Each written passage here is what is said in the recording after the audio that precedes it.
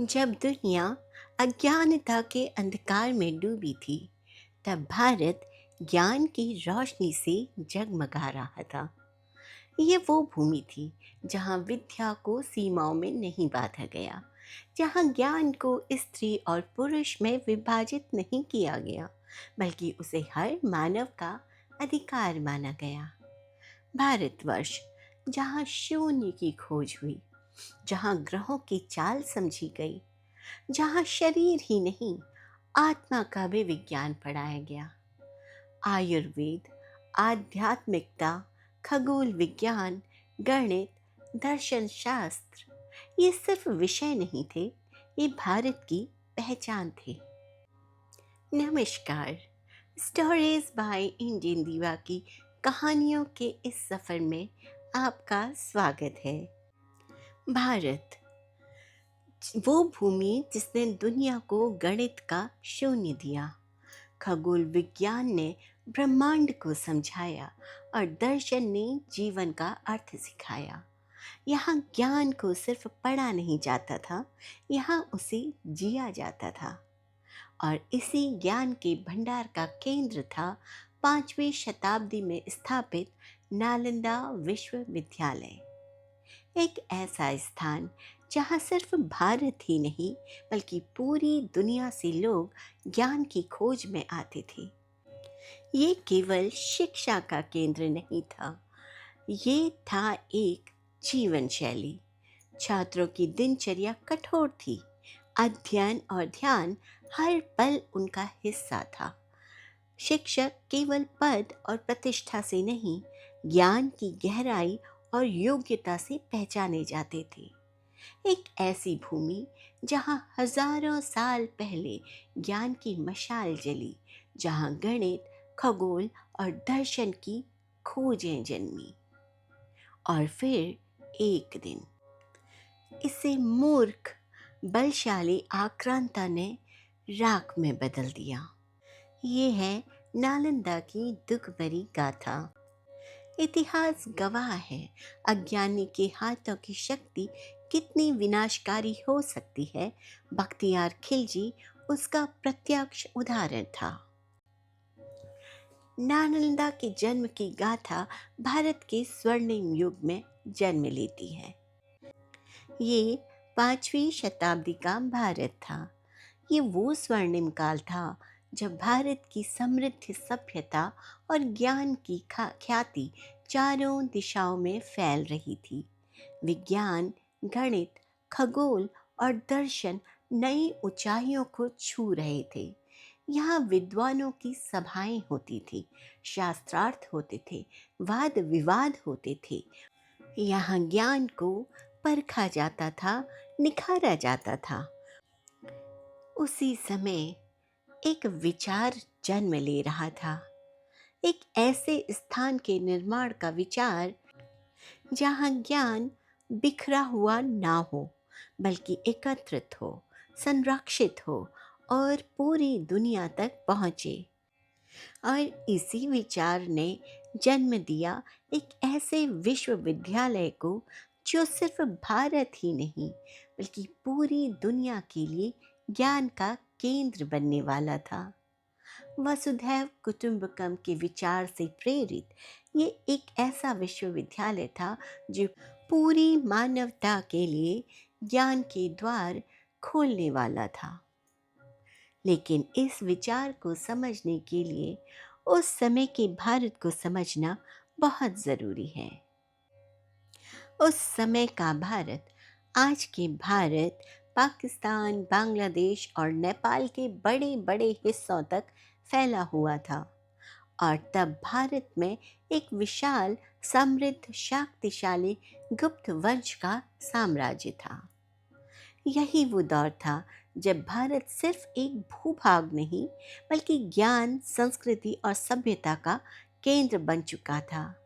उसी समय कुमार गुप्त ने एक ऐसे ज्ञान केंद्र की नींव रखी जो आने वाली सदियों का भविष्य तय करने वाला था। ये वो काल था जब गुप्त साम्राज्य अपने उत्कर्ष पर था, जहाँ कला, विज्ञान और शिक्षा नई ऊंचाइयों को छू रहे थे। मंदिरों की भव्यता, विद्या की गहराई और विचारों की स्वतंत्रता सब अपने चरम पर थे। ये जानना बहुत महत्वपूर्ण है कि नालंदा सिर्फ एक शासक की देन नहीं था। समय के साथ हर्ष और पाल वंश के महान शासकों ने इसे और भव्य और विशाल बनाया। उन्होंने सिर्फ इमारतें नहीं बनाई, उन्होंने एक विचार को आकार दिया। एक ऐसा केंद्र जो समय से परे हो, जहाँ ज्ञान किसी सीमा में बंधा ना रहे, जहाँ धर्म, भाषा या राष्ट्र की दीवारें न रह पाए और सिर्फ ज्ञान का प्रकाश अनंत तक फैल जाए। राजाओं ने न सिर्फ धन दे करके इस संरचना को तैयार किया, बल्कि अपनी उच्च सोच और ज्ञान के महत्व की गहराई समझते हुए पूरे समाज को एक सपना दिया। उद्देश्य स्पष्ट था, ज्ञान को संरक्षित करना, उसे आगे बढ़ाना और पूरी दुनिया तक पहुंचाना। यहीं से एक ऐसी परंपरा शुरू हुई जिसने पूरे एशिया को प्रभावित किया। नालंदा सिर्फ शिक्षा का केंद्र नहीं था, ये था ज्ञान की महान प्रयोगशाला। कल्पना कीजिए, सैकड़ों विद्वान, दूर दूर से आए छात्र, हर ओर बहस और चर्चा की हलचल। यहाँ कोई सीमा नहीं थी, न देश की, न धर्म की और न ही भाषा की। सिर्फ एक चीज थी जो सबको जोड़ती थी, ज्ञान की लालसा। यहाँ हर दिन शुरू होता था सवालों के साथ और समाप्त होता था उत्तर की खोज में। छात्र और शिक्षक साथ बैठते, विचारों का आदान प्रदान करते, शास्त्रार्थ होते, तर्क वितर्क होते और हर बार ज्ञान की गहराई और व्यापक होती जाती। ये था शोध और बहस का जीवंत मंच, जहाँ हर शब्द, हर प्रश्न एक नई खोज की ओर ले जाता था। लेकिन नालंदा केवल विज्ञान या गणित का केंद्र नहीं था, यह आध्यात्म और विज्ञान का संगम था। आयुर्वेद की चिकित्सा, खगोल का अध्ययन, गणित की सूक्ष्म गुत्थियां, दर्शन और आध्यात्म यहाँ सिर्फ पढ़ाया नहीं जाता, यहाँ इसे जिया जाता था। छात्र अपनी दिनचर्या में अध्ययन और ध्यान को समान रूप से शामिल करते। शिक्षक केवल मार्गदर्शक नहीं थे, बल्कि जीवन के आदर्श और प्रेरणा थे। सही शब्दों में कहा जाए तो उस समय ये सिर्फ भारत का नहीं, मानवता का गौरव था। ज्ञान का ऐसा दीप जिसने अज्ञान के अंधकार को चुनौती दी। नालंदा दुनिया की पहली रेजिडेंशियल यूनिवर्सिटी यानी आवासीय विश्वविद्यालय था, जहाँ हजारों छात्र और शिक्षक एक ही परिसर में रहते, पढ़ते और ज्ञान के महासागर में डुबकी लगाते थे, जिसका हर कोना, हर कक्ष, हर गलियारा सिर्फ शिक्षा और ज्ञान का भंडार था। कहा जाता है कि यहाँ एक समय में लगभग 10,000 छात्र और 2,000 शिक्षक रहा करते थे। नालंदा सिर्फ एक विश्वविद्यालय नहीं था, ये एक जीवंत शिक्षा नगर था। यहाँ 8 से अधिक विशाल विहार थे, सैकड़ों कक्ष और व्याख्यान हॉल, हर छात्र और शिक्षक के लिए पूरी व्यवस्था थी। हर कमरे के बाहर एक छोटा सा लेटर बॉक्स भी मौजूद था, जो दुनिया के सबसे पुराने हॉस्टल कम्युनिकेशन सिस्टम में से एक माना जाता है। लेकिन नालंदा का दिल था उसका भव्य पुस्तकालय, धर्मगुंज। इतिहासकारों के अनुसार धर्मगुंज पुस्तकालय में 9 मिलियन से अधिक ग्रंथ रखे गए थे। बौद्ध दर्शन से लेकर गणित, खगोल विज्ञान, आयुर्वेद और तर्कशास्त्र तक हर विषय यहाँ उपस्थित था। 5वीं शताब्दी में स्थापित नालंदा विश्वविद्यालय ने न सिर्फ भारत बल्कि पूरे एशिया के ज्ञान को आकार दिया। कहा जाता है कि महान गणितज्ञ और शून्य के आविष्कारक आर्यभट्ट ने यहीं से शिक्षा ग्रहण की और आगे चलकर इसी परिसर में विद्यार्थियों को पढ़ाया। नालंदा में छात्रों का जीवन अनुशासन का आदर्श था। छात्र सुबह उठते, विहार के गलियारों से होते हुए पुस्तकालय की ओर बढ़ते, जहां ज्ञान का महासागर उनका इंतजार करता था। छात्रों की दिनचर्या कठोर थी। अध्ययन और ध्यान हर पल उनका हिस्सा थे। ये वो स्थान था जिसने पूरी दुनिया को दिखाया कि शिक्षा का मूल्य असीमित है और ज्ञान ही मानवता का सबसे बड़ा आभूषण। नालंदा का परिसर इतना विशाल और भव्य था कि इसे देखकर कोई भी भ्रमित हो सकता था। ये केवल इमारतों का संग्रह नहीं, बल्कि ज्ञान की आत्मा का भव्य रूप था। समय के साथ नालंदा की ख्याति भी धीरे धीरे पूरे विश्व में फैलने लगी। चीन, कोरिया, जापान, तिब्बत और श्रीलंका से छात्र यहाँ पढ़ने आते थे। वो हजारों किलोमीटर का कठिन सफर तय करके इस ज्ञान के मंदिर में पहुँचते और फिर खुद को पूरी तरह से समर्पित कर देते। हर पुस्तक में, हर व्याख्यान में, हर शास्त्रार्थ में। कल्पना कीजिए, अलग अलग देशों से आए विद्यार्थी अलग अलग भाषाएं बोलते हुए, लेकिन नालंदा के आंगन में आकर एक ही भाषा से जुड़ जाते, ज्ञान की भाषा से। कई ऐतिहासिक स्रोतों में उल्लेख मिलता है कि प्रसिद्ध चीनी भिक्षु और विद्वान श्वेनसांग का, जो यहाँ वर्षों तक रहे, उन्होंने सीखा, समझा और फिर स्वयं शिक्षक बनकर ज्ञान को आगे बढ़ाया। कहा जाता है जब वो वापस चीन लौटे तो अपने साथ 600 से अधिक ग्रंथ लेकर गए। और शायद यही कारण था कि जब एक दिन नालंदा की आग ने सब कुछ निगल लिया तो उसका कुछ ज्ञान, कुछ प्रकाश दुनिया के दूसरे कोनों में अब भी जीवित रहा।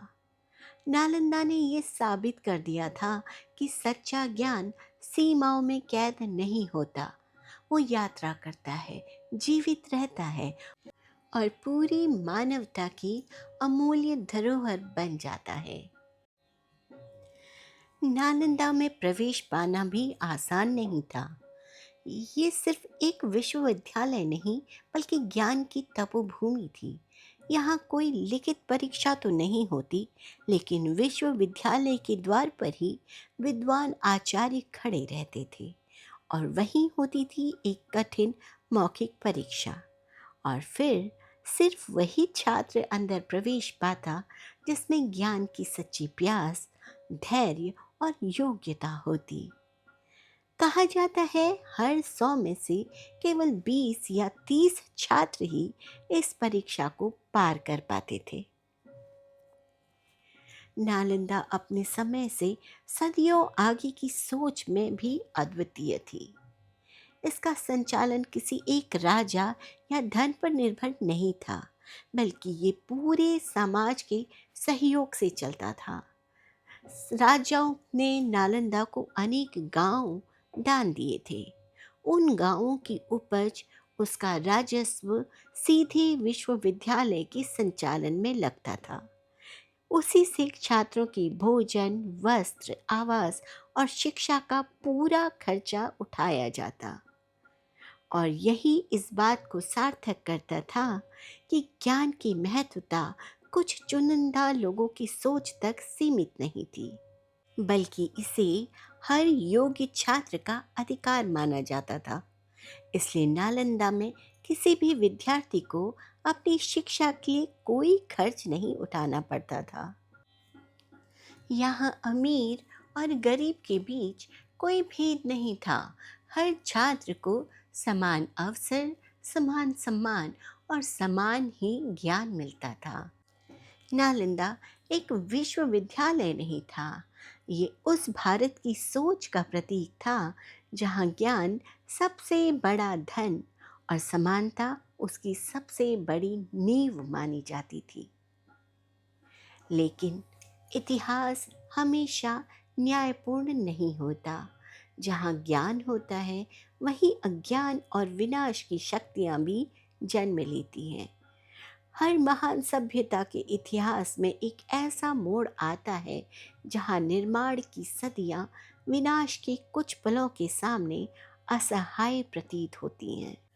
और इसी कठोर सत्य से नालंदा भी अछूती न रह सकी।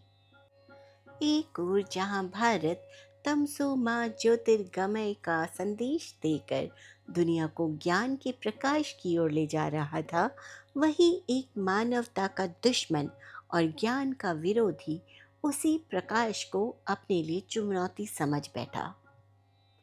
12वीं सदी का समय था। उत्तर भारत में सत्ता और साम्राज्य के लिए संघर्ष जोरों पर था। उसी दौर में एक तुर्क सेनापति उभर रहा था जो पहले मोहम्मद गोरी की सेना का हिस्सा था। नाम था बख्तियार खिलजी। वो सिर्फ अपने सैन्य चतुराई के लिए नहीं बल्कि अचानक होने वाले आक्रमणों और निर्दयी अभियानों के लिए प्रसिद्ध था। जहां भी उसकी सेना जाती वहां केवल भय और विनाश की छाया फैल जाती।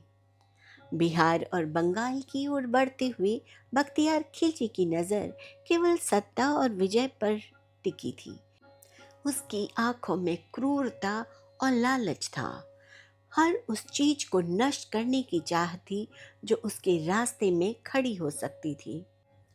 और तभी उसकी नज़र पड़ी दुनिया के सबसे महान ज्ञान के तीर्थ नालंदा विश्वविद्यालय पर। इतिहासकारों का कहना है कि बख्तियार खिलजी द्वारा नालंदा के विनाश के कई कारण हो सकते हैं। कुछ मानते हैं कि ये बौद्ध केंद्रों को खत्म करने का कदम था, कुछ इसे खजानों और संपत्ति की लालसा से जोड़ते हैं, तो कुछ इसे सांस्कृतिक टकराव का परिणाम मानते हैं। लेकिन कुछ इतिहासकार इसे व्यक्तिगत अपमान भी मानते हैं।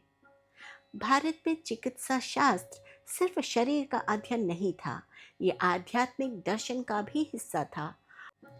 आयुर्वेद को उपवेद कहा जाता और चरक सुश्रुत संहिता के माध्यम से औषधि और शल्य चिकित्सा की गहन पढ़ाई होती थी। नालंदा की पुस्तकें केवल सामान्य उपचार तक सीमित नहीं थी। यहाँ ऐसी कई बीमारियों के इलाज होते जिनके बारे में उस समय में यूनानी और फारसी हकीमों को पता भी नहीं था। कहा जाता है कि खिलजी एक बार बीमार पड़ गया। उसके हकीमों के इलाज से वो ठीक नहीं हो पाया। तभी नालंदा के चिकित्सा गुरुओं ने अपनी अद्वितीय विद्या से उसे स्वस्थ किया। लेकिन खिलजी के लिए यह सहन योग्य नहीं था। उसने देखा इतनी उन्नत चिकित्सा और ज्ञान उसके हाथों में नहीं बल्कि नालंदा में मौजूद है। ये अपमान उसके अंदर क्रोध की आग भड़काने के लिए काफी था। और इसी अपमान में उसने एक क्रूर निर्णय लिया। उसने न केवल छात्रों और शिक्षकों की प्रतिभा को मिटाने का निश्चय किया बल्कि शिक्षा के मंदिर को हमेशा के लिए मिटा देने का निश्चय किया।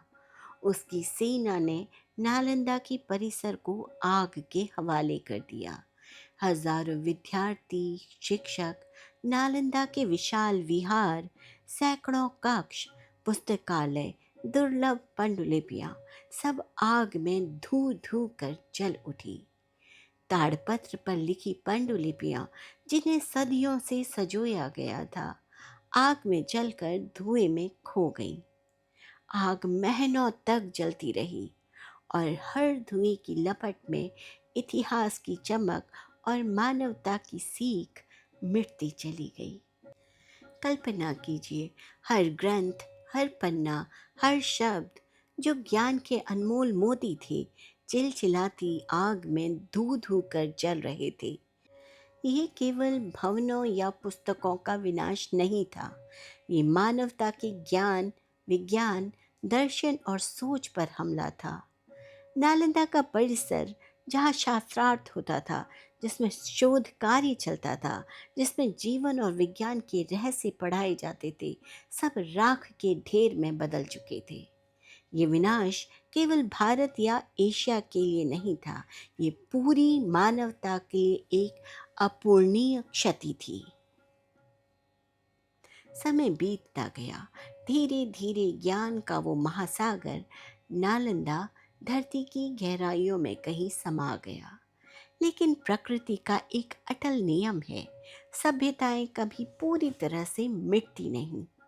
वो समय की परतों के नीचे दब जरूर जाती हैं और फिर एक दिन धरती का सीना चीर कर फिर से सामने आ खड़ी होती हैं, अपनी कहानी, अपना सत्य और अपना गौरव लेकर। सन 1812 में फ्रांसिस ब्यूकेनन हैमिल्टन ने पहली बार इस खंडहर की ओर कदम बढ़ाया।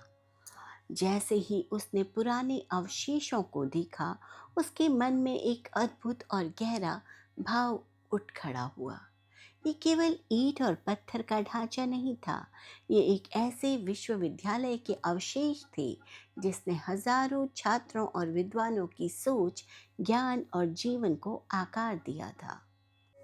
इसके बाद सन 1861 में अलेक्जेंडर कनिंघम ने इसे आधिकारिक रूप से पहचाना। उन्होंने इसे आर्कियोलॉजिकल सर्वे ऑफ इंडिया के तहत संरक्षित कराया और दुनिया को याद दिलाया कि कभी यहाँ एक ज्ञान का महासागर बहता था। जब आर्कियोलॉजिकल सर्वे ऑफ इंडिया यानी ASI ने नालंदा के खंडरों की खुदाई शुरू की, तो हर कण, हर पत्थर कुछ न कुछ कह रहा था। धीरे धीरे 13,000 से अधिक अवशेष उभर कर सामने आ गए।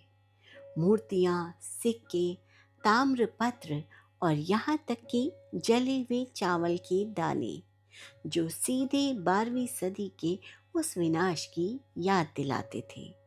ये सभी अवशेष मानो उस महाविनाश के मूक गवाह थे।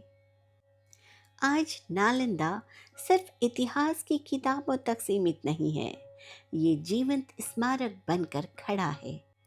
सन 2016 में यूनेस्को ने नालंदा विहार के भाग्यावशेष को विश्व धरोहर घोषित किया और सन 2024 में नालंदा ने फिर से ज्ञान का दीपक जलाया। प्रधानमंत्री नरेंद्र मोदी ने 19 जून 2024 को बिहार के राजगीर में आधुनिक नालंदा विश्वविद्यालय के नए कैंपस का उद्घाटन किया। 1749 करोड़ रुपए की लागत से निर्मित 455 एकड़ में फैला ये परिसर प्राचीन नालंदा के अवशेषों के ठीक पास इतिहास और आधुनिकता का अद्भुत संगम है। इसे भारत का पहला नेट ज़ीरो ग्रीन कैंपस कहा जाता है, जहां ऊर्जा, पानी और वेस्ट मैनेजमेंट पूरी तरह आत्मनिर्भर है और सूर्य की हर किरण एनर्जी में बदल जाती है। ये केवल भवनों का संग्रह नहीं है, ये शिक्षा का महल है। 40 क्लासरूम, 1900 से ज़्यादा सीटों वाले ऑडिटोरियम, 500 से ज़्यादा छात्रों का हॉस्टल, 2 शैक्षिक ब्लॉक, 2000 लोगों की क्षमता वाला एम्फी थिएटर और एक अंतर्राष्ट्रीय केंद्र, सब आधुनिक तकनीकी और प्राचीन गौरव का संगम है। नई नालंदा यूनिवर्सिटी केवल भारत का ही नहीं बल्कि पूरी दुनिया का ज्ञान केंद्र बनने को तैयार है। एशियाई देशों के सहयोग से इसका पुनरुद्धार किया जा रहा है और ये मुख्य रूप से post graduate, PhD, data analytics और AI जैसे क्षेत्रों पर केंद्रित है। 1193 की भयावह आगजनी से बची प्राचीन पांडुलिपियां आज भी दुनिया के अलग अलग संग्रहालयों में सुरक्षित हैं। ये ताड़ के पत्तों में लिखी दुर्लभ हस्तलिखित किताबें बौद्ध दर्शन, चिकित्सा, व्याकरण और विज्ञान के अनमोल रत्न अब Los Angeles County Museum of Art USA, Yarlung Museum Tibet, Asia Society न्यूयॉर्क और कलकत्ता के भारतीय संग्रहालय में सुरक्षित हैं। भारत में नालंदा साइट पर बना एएसआई म्यूजियम भी इन अमूल्य अवशेषों और पांडुलिपियों को सहेज कर रखता है। ये किताबें हमें याद दिलाती हैं कि नालंदा सिर्फ इमारतें नहीं बल्कि ज्ञान का महासागर था, जो आज भी अपने अंशों के माध्यम से हमारी सोच और चेतना को रोशन करता है। प्राचीन नालंदा के अवशेष और उसके ठीक बगल में खड़ा नया नालंदा विश्वविद्यालय दोनों मिलकर ये संदेश देते हैं कि ज्ञान की शक्ति कभी मिटती नहीं। भारत के हजारों वर्षों के इतिहास ने ये सिद्ध किया है कि चाहे कितने भी खिलजी आ जाएं, हमारी भव्य ज्ञान भूमि और महान संस्कृति को कभी नष्ट नहीं किया जा सकता। नालंदा इसका जीवंत प्रमाण है। जो कभी राख में बदल दिया गया था, वही आज फिर से पुनर्जीवित होकर विश्व के पटल पर अपनी ज्ञान की ज्योति फैलाने के लिए दृढ़ता से खड़ा है। जय हिंद।